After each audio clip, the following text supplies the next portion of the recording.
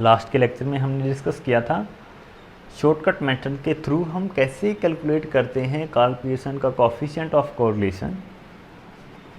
It means shortcut method के जो 4 formulas थे वो हमने डिस्कस किए थे, हम उनसे कैसे coefficient of correlation find out करते हैं, ये हमने लास्ट लेक्चर में डिस्कस किया था। अब इस पे base simple question I hope आपने सोल्व कर लिए होंगे। अब इस पे बेस हम कुछ टिपिकल क्वेश्चन सोल्व करने जा रहे हैं। जैसे एक क्वेश्चन की स्टेटमेंट मैं आपके सामने लिख रहा हूँ जिसमें हमें गिवन है रीजन हमें गिवन है A, B, C and D, ये रीजन हमें गिवन है। उसके बाद हमें गिवन है area in square kilometre, 200 square kilometre, 150 square kilometre. Next के लिए हमें गिवन है 120 स्क्वायर किलोमीटर और नेक्स्ट एरिया के लिए हमें गिवन है 80 स्क्वायर किलोमीटर। अब उसके बाद हमें नेक्स्ट दिया गया है पॉपुलेशन। एरिया ए के लिए हमें पॉपुलेशन गिवन है 40,000, एरिया बी के लिए गिवन है 75,000, एरिया सी के लिए गिवन है 72,000 और एरिया डी के लिए हमें पॉपुलेशन गिवन है 20,000। अब नेक्स्ट हमें दे रखी है डेथ।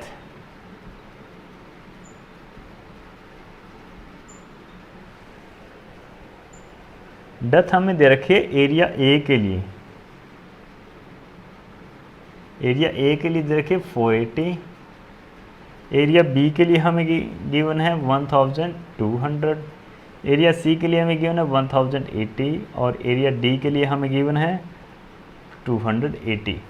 ये हमें डेथ रेट गिवन है। उसके बाद ये हमें कहता है calculate the coefficient of correlation between density of population and death rate. हमें जो coefficient of correlation find out करना है वो डेथ रेट के बीच में और डेंसिटी ऑफ पॉपुलेशन के बीच में फाइंड आउट करना है। अब तक के जो आपने क्वेश्चन सोल्व किए होंगे उसमें सिंपली हमें एक्स एंड वाई दो जो वेरिएबल होते हैं उनकी वैल्यू डायरेक्टली हमें गिवन होती है, लेकिन इस क्वेश्चन में ऐसा नहीं है। हमें एक्स एंड वाई वेरिएबल की वैल्यू कैलकुलेट करनी होगी। सबसे पहले हम जिनके बीच में हमें रिलेशनशिप फाइंड आउट करना है, जो 2 वेरिएबल, अब यहाँ 2 वेरिएबल हमें दिए गए हैं डेंसिटी ऑफ पॉपुलेशन और डेथ रेट। क्या हमें directly density of population given है? नहीं है। और डेथ रेट हमें डायरेक्टली नहीं गिवन है। तो सबसे पहले तो हमें निकालनी होगी। तो हम एक को x मान लेते हैं और एक को y मान लेते हैं। आप किसी को भी x और किसी को भी y मान सकते हो। अब हमने इसको x मानना है, डेंसिटी ऑफ पॉपुलेशन को। तो सबसे पहले हम डेंसिटी ऑफ पॉपुलेशन कैलकुलेट कर लेते हैं।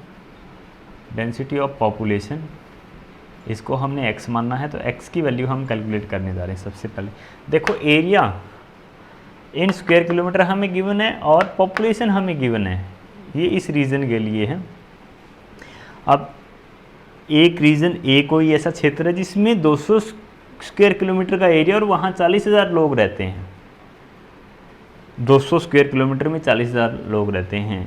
डेंसिटी ऑफ पॉपुलेशन हम कैसे मेजर करते हैं? पर स्क्वायर किलोमीटर कितने व्यक्ति रहते हैं, इस तरीके से हम डेंसिटी ऑफ पॉपुलेशन मेजर करते हैं। तो पर स्क्वायर किलोमीटर कितने पीपल एग्जिस्ट करते हैं, यही हमारी क्या है, डेंसिटी ऑफ पॉपुलेशन है। तो 200 स्क्वायर किलोमीटर में पीपल एग्जिस्ट करते हैं 40,000। पर स्क्वायर किलोमीटर कितने एग्जिस्ट करेंगे?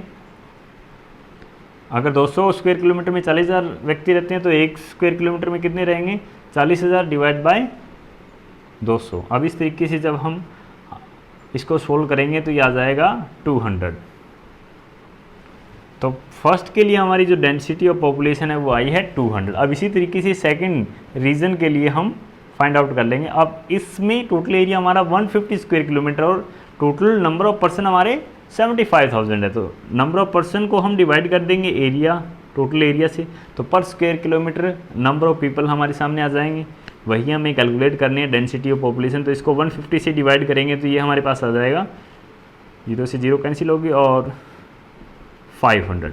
तो इसके लिए वैल्यू आ गई 500। अब सेम इसी तरीके से नेक्स्ट के लिए हमें सोल्व करना है। इसको हम 120 से डिवाइड करेंगे तो ये वैल्यू आ जाएगी 600 और इसको हम डिवाइड करेंगे 80 से तो ये वैल्यू आ जाएगी हमारी 250। अब ये हमारी वैल्यू निकल गई x की, या हम कहीं डेंसिटी ऑफ पॉपुलेशन हमने कैलकुलेट कर लिया। अब इसी तरीके से हमें नेक्स्ट वेरिएबल की वैल्यू फाइंड आउट करनी है। Death rate. डेथ रेट कैसे कैलकुलेट करते हो आप? डेथ रेट और बर्थ रेट पर 1000 पे आप कैलकुलेट करते हो। बर्थ रेट रिप्रेजेंट करती है पर 1000 पर्सन के पीछे कितने पर्सन्स की डेथ हो गई, या फिर पर 1000 पर्सन के पीछे कितने व्यक्तियों का जन्म हुआ है। इस तरीके से हम प्रेजेंट करते हैं डेथ रेट या बर्थ रेट को। ये ध्यान रखना है, डेथ रेट आप कैलकुलेट करते हो पर 1000 पर्सन के पीछे। तो 1000 के पीछे कितने व्यक्तियों की, नंबर ऑफ पर्सन,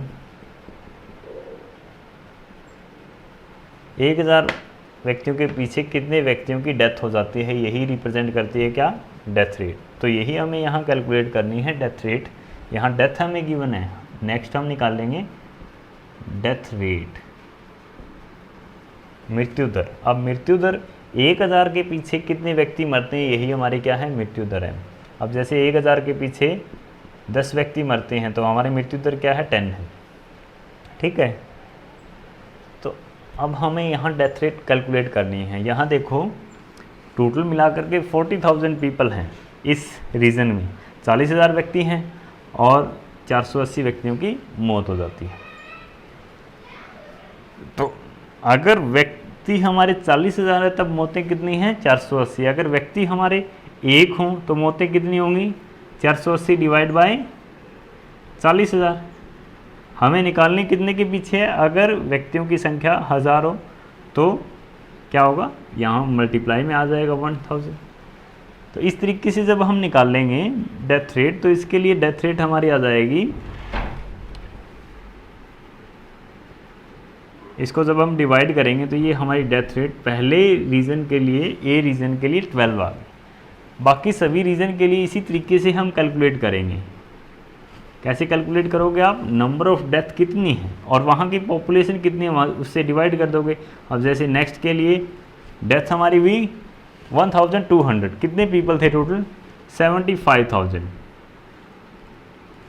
तो अगर एक ही व्यक्ति होता तो कितने की डेथ होती, 1200 डिवाइड बाई 75,000, और अगर 1000 व्यक्ति होते तो इनटू में 1000।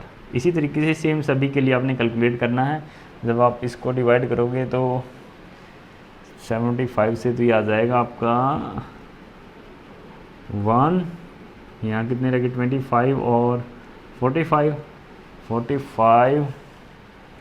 6, ये 16 आ गया। अब इसी तरीके से नेक्स्ट के लिए आप कैलकुलेट करोगे 1080 डिवाइड बाय 72,000 इंटू में 1000, 72 से इसे डिवाइड करना आपको, ये वैल्यू कितनी आ गई 1, यहाँ रह गई 28 और 8 36, और यहाँ अगर हम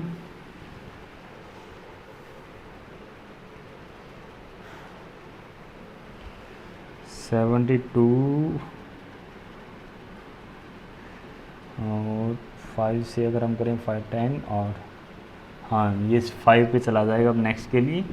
तो यहाँ आगे 15, नेक्स्ट के लिए 280 डिवाइड बाय 20,000 इंटू में 1000, 20 से डिवाइड करेंगे आ गया 14। तो डेथ रेट हमने इस तरीके से कैलकुलेट कर ली। ये हमारी डेथ रेट आ गई, इट मीन्स वाई वेरिएबल हमारा ये आया और एक्स वेरिएबल की वैल्यू हमारी ये आ चुकी है।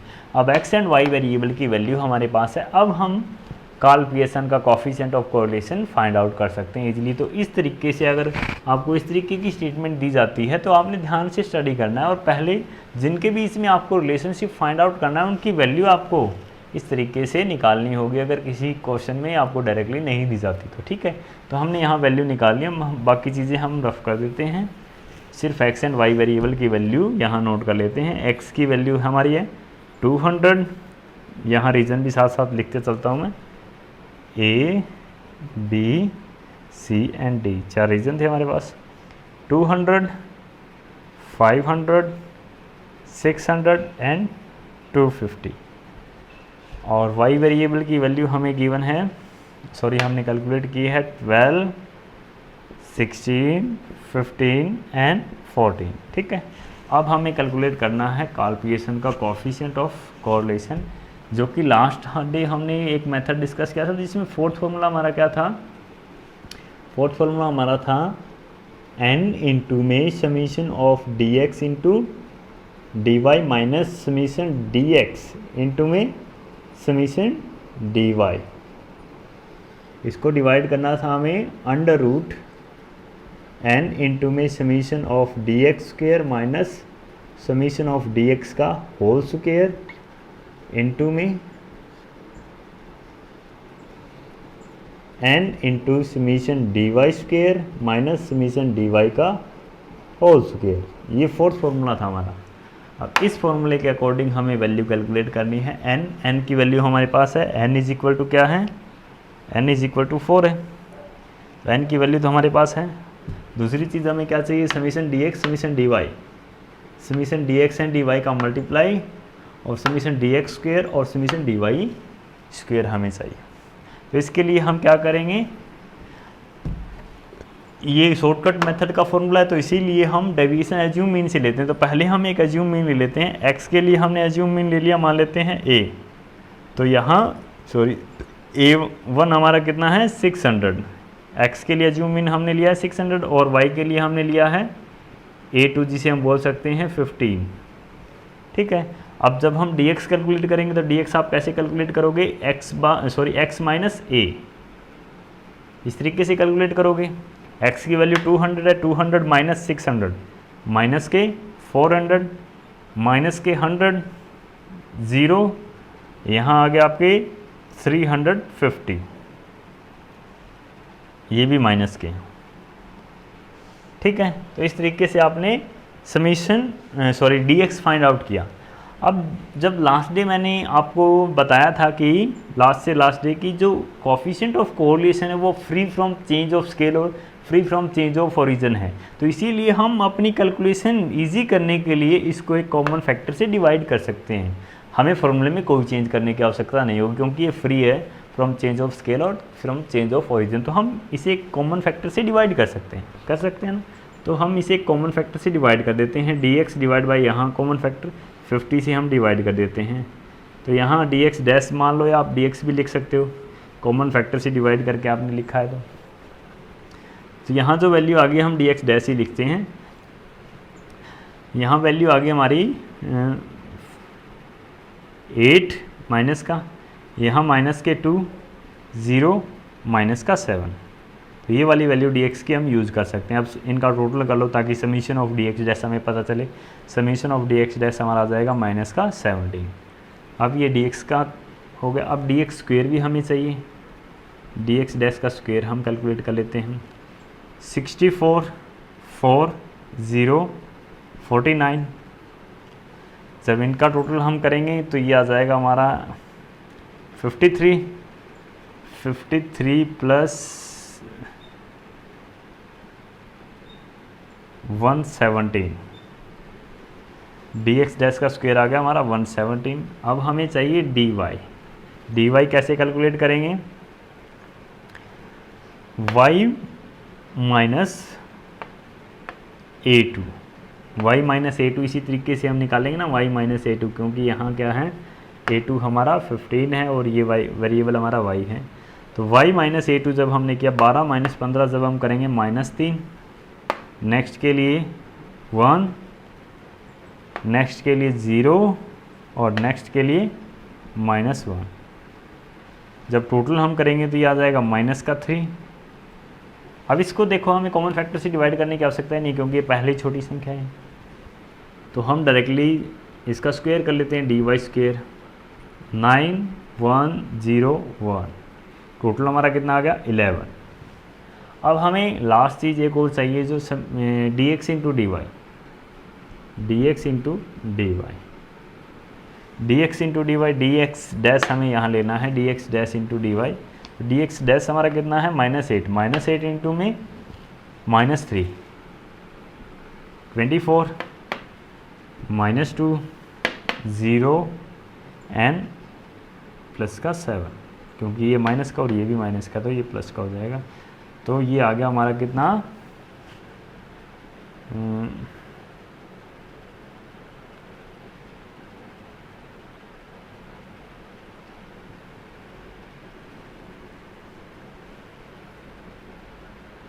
29।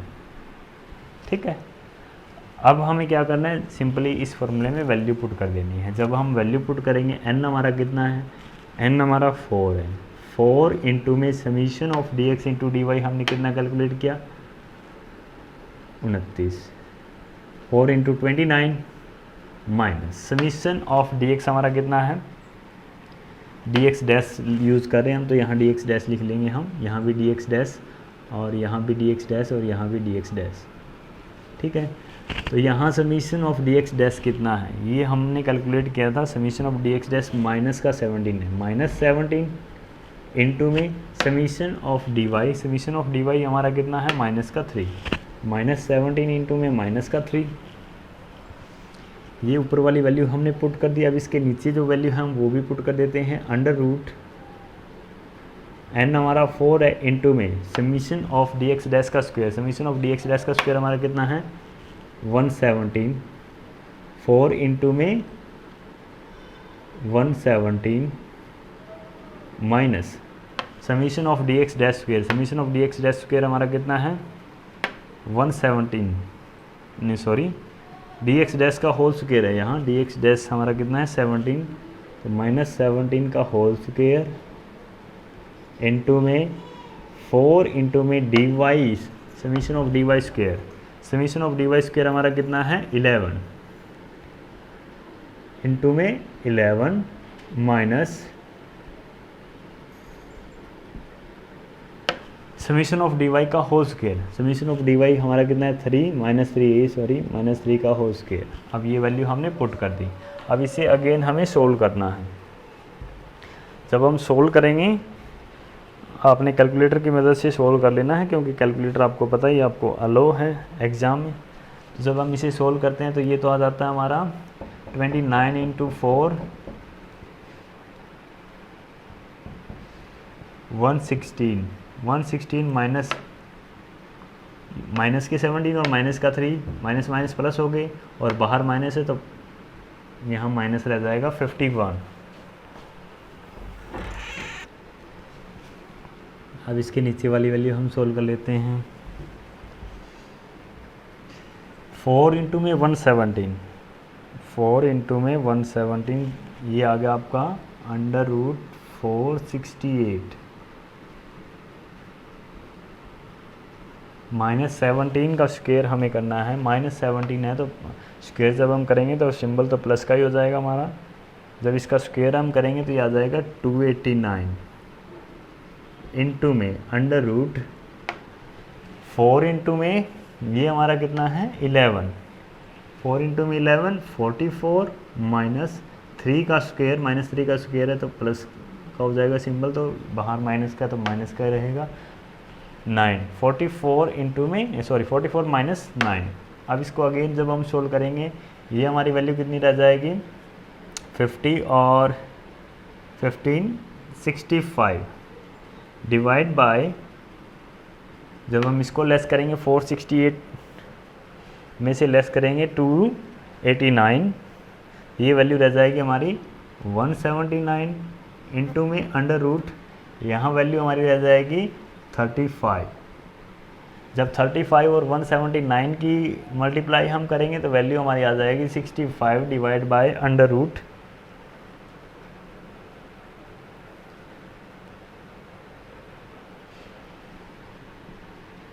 6265। अब जब हम इसका अंडर रूट सोल्व करेंगे तो वैल्यू हमारी आ जाएगी 65 डिवाइड बाय, जब हम इसका अंडर रूट निकालेंगे 6265 का अंडर रूट जब हम निकालेंगे तो वैल्यू आ जाएगी हमारी 79.15। जब हम 65 को डिवाइड करेंगे तो r इज इक्वल टू हमारा क्या आ जाएगा, 65 को हमें डिवाइड कर देना है 79.15 से, ये वैल्यू आ जाएगी हमारी 0.82। r की वैल्यू हमारी कितनी आ गई 0.82, ये प्लस का है वैल्यू, तो कोफिशिएंट ऑफ कोरिलेशन हमारा कितना आया 0.82। तो इस तरीके से आपने क्वेश्चन सोल्व करने हैं, ठीक है। आपने क्वेश्चन की स्टेटमेंट थोड़ा सा ध्यान से पढ़नी है और फिर उसके according x and y variable की वैल्यू अगर आपको नहीं दी गई तो फाइंड आउट कर लेनी है, उसके बाद आपने इस तरीके से क्वेश्चन सोल्व कर लेना है। अब इसके बाद नेक्स्ट जो हमारा टॉपिक है वो है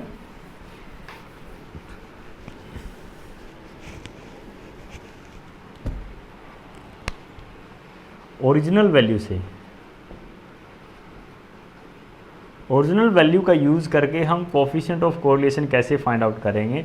इट मीन्स जो एक्स एंड वाई की ओरिजिनल वैल्यू होती है सीरीज़ में, अगर हम वही यूज़ करें तो फिर हम कैसे कैलकुलेट करेंगे कोफिशिएंट ऑफ कोरिलेशन की वैल्यू। तो इसके लिए फॉर्मूला क्या होता है, एक देखो मैं आपको तरीके बता देता हूँ दोनों ही। एक तरीका तो ये है, जो लास्ट के दो फॉर्मूले हमारे यूज़ होते हैं ना, जो अभी शॉर्टकट मेथड में हमने डिस्कस किए थे, उन दोनों में आप क्या करो, dx की जगह आप x वर्ड यूज करो।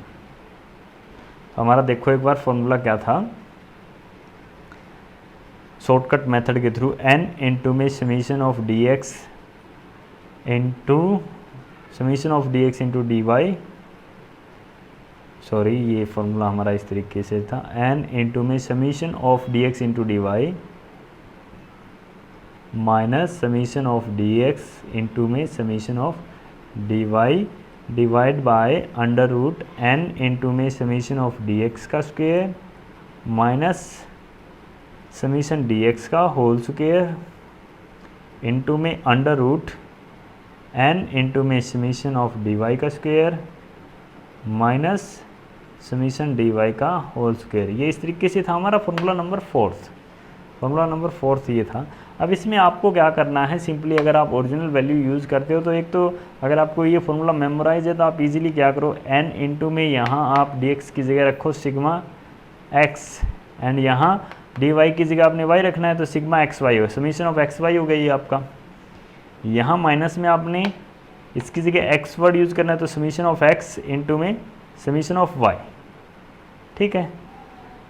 जहाँ जहाँ आपको dx लगे वहाँ तो आपको रिप्लेस कर देना है x से, और जहाँ आपको dy दिखे वहाँ आपको रिप्लेस कर देना है y से, कैपिटल लेटर y से, क्योंकि हम ओरिजिनल वैल्यू यूज़ कर रहे हैं तो कैपिटल लेटर y आप यूज़ करोगे। इसी तरीके से जब हम यहाँ n under root n into में इसको रिप्लेस कर देंगे समीशन ऑफ x स्क्वायर से, और इसको रिप्लेस कर देंगे समीशन ऑफ x के होल स्क्वायर से, इंटू में अंडर रूट n इंटू में समीशन ऑफ, इसको रिप्लेस कर देना हमें summation of y square minus summation of y का होल स्क्वायर। तो ये हमारा फॉर्मूला बन गया जब हम ओरिजिनल वैल्यू का यूज़ करते हैं। तो एक तो डायरेक्टली ये तरीका ये है, बिल्कुल सिंपल सा तरीका, कि आप जहाँ पे भी dx है उसको रिप्लेस कर दो कैपिटल लेटर x से, और जहाँ पे भी y है उसको रिप्लेस कर दो कैपिटल लेटर y से, आपका फॉर्मूला तैयार है। एक दूसरा समझने का तरीका जो पहले भी मैंने आपको बताया था, जब हम ओरिजिनल वैल्यू का यूज़ करते हैं तो हम ये मान लेते हैं कि हमारा a इज इक्वल टू क्या है, 0 है, a इज इक्वल टू 0 है। तो जैसे दो सीरीज़ में ले लेता हूँ यहाँ x एंड y, x में 5, 6, 7, 8 एंड 9, y में 10, 11, 12, 13 एंड 14, ये हमने लिया। अब a इज इक्वल टू 0 है, जब हम dx फाइंड आउट करेंगे, बाई चांस जब हम dx फाइंड आउट करेंगे तो a इज इक्वल टू अगर हमने 0 लिया हुआ है तो dx कैसे फाइंड आउट करते हो आप, x माइनस a इस तरीके से फाइंड आउट करते हो। तो x की जो वैल्यू है इसमें से अगर आप 0 ही लेस करोगे तो सेम ही वैल्यू आ जाएगी आपकी, 5, 6, 7, 8 एंड 9, सेम वैल्यू आ गई। इसी तरीके से dy के लिए भी आपकी वैल्यू सेम ही आएगी, 10, 11, 12 एंड 13 एंड 14। अब जैसा मैंने पहले आपको बताया था कि जब आप एज्यूम मीन से डेविएशन लेते हो तो एरर आपकी जनरेट हो जाती है। एरर जनरेट क्यों हो जाती है, क्योंकि आपको यहाँ डेविएशन लेना था एक्चुअल मीन से। अब एक्चुअल मीन क्या है हमें पता ही नहीं है, तो इस एरर को ठीक करने के लिए आप ये जो आपका dx आएगा, अब इसका ये जो समीशन ऑफ dx आएगा एक तरीके से वो आपका क्या है, रॉन्ग है। इसको करेक्ट करने के लिए आप इसमें से क्या करते हो, एरर लेस करते हो। एरर मैंने लास्ट डे भी आपको बताया था, एरर इज इक्वल टू क्या होता है, n इंटू में x bar minus a, x bar minus a होता है, ठीक है। अब एक्स बार माइनस ए,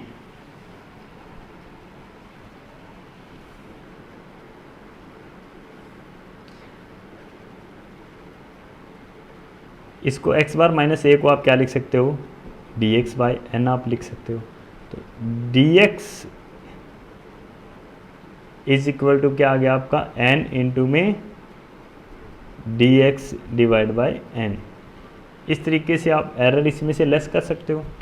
जब आप एरर इसमें से लेस करोगे तो यहाँ देखो dx जो हमने यूज़ किया है, ये dx same as it is है कि नहीं, समीशन ऑफ x के इक्वल है कि नहीं, इसका टोटल और इसका टोटल दोनों सेम रहेगा, तो हम यहाँ dx की जगह इस वर्ड को रिप्लेस कर सकते हैं समीशन ऑफ x से। तो इसी तरीके से मैंने इस चीज़ को रिप्लेस यहाँ किया है summation of x capital letter x से, क्योंकि यहाँ dx is equal to summation of x, दोनों इक्वल होते हैं, क्योंकि यहाँ a इज इक्वल टू हम क्या ले लेते हैं, 0 ले लेते हैं। तो यहाँ दोनों की वैल्यू अगर सेम रहेगी तो आप इजीली यहाँ से dx की जगह समीशन ऑफ x यूज़ कर सकते हो, ठीक है। जहाँ जहाँ dx आया वहाँ वहाँ आप कैपिटल लेटर x यूज़ करो, जहाँ जहाँ dy आया वहाँ आप कैपिटल लेटर y करो, तो आपके फॉर्मूले जनरेट हो गए। तो ये ओरिजिनल वैल्यू से अगर आप डायरेक्टली फाइंड आउट करते हो तो उसके पीछे का लॉजिक ये है, ठीक है।